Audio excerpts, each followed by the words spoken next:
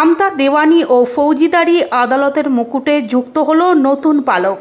শনিবার থেকেই আনুষ্ঠানিকভাবে শুরু হলো ভার্চুয়াল শুনানি প্রক্রিয়া। এর ফলে একদিকে যেমন বিচার প্রক্রিয়া দ্রুত সম্পন্ন করা সম্ভব হবে, তেমনি বিচার প্রার্থীদের জন্য ন্যায় পাওয়াও আরও সহজ হবে বলেই মনে করছেন আইনজীবীরা। হাওড়া জেলার আমতা, উদয়নারায়ণপুর, পেরো ও জয়পুর থানা এলাকা মূলত কৃষি নির্ভর। এই বিস্তীর্ণ এলাকার বিভিন্ন মামলার বিচার কার্য পরিচালিত হয় আমতা দেওয়ানি ও ফৌজিদারি আদালতে। এতদিন ধরে আদালতে সাক্ষীদের শারীরিক উপস্থিতি নিশ্চিত করতে বহু সমস্যার সম্মুখীন হতে হতো। বিশেষ করে দূরবর্তী স্থানে কর্মরত বা বসবাসকারী সাক্ষীদের আসা যাওয়ার অসুবিধার কারণে প্রায়ই শুনানি পিছিয়ে যেত, ফলে দীর্ঘায়িত হতো বিচার প্রক্রিয়া। এই পরিস্থিতির পরিবর্তন ঘটাতে অবশেষে চালু হলো ভার্চুয়াল শুনানি ব্যবস্থা।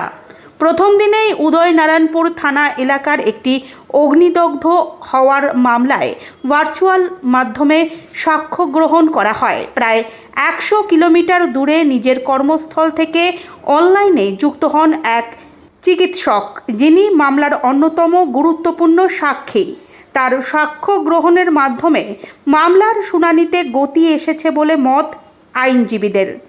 আইনজীবী মহলের একাংশের মতে এই উদ্যোগ বিচার ব্যবস্থায় আধুনিক প্রযুক্তির সফল প্রয়োগের দৃষ্টান্ত। ভবিষ্যতে আরও বহু মামলায় ভার্চুয়াল সাক্ষ্য গ্রহণের মাধ্যমে সময় ও ব্যয় সাশ্রয় হবে এবং সাধারণ মানুষের ভোগান্তি কমবে বলেই আশা করা যায়। এতে এই প্রথম আমতা আদালতে ভার্চুয়ালি সাক্ষী হলো এবং একটা বার্নিং কেসের অ্যাসিস্ট্যান্ট প্রফেসর ফরেন্সিক ডিপার্টমেন্টের উনি সাক্ষী দিলেন একটা বার্ন কেসে, এবং এতে বিচার প্রার্থীদেরও অনেক সুবিধা হলো। সাক্ষী আসা যাওয়ার অনেক ঝামেলা থেকে সেইগুলো সুবিধা হলো, অনেক ইজি প্রসেস হলো। আমতা আদালতে কোন কোন থানা এলাকার বিচার হয়?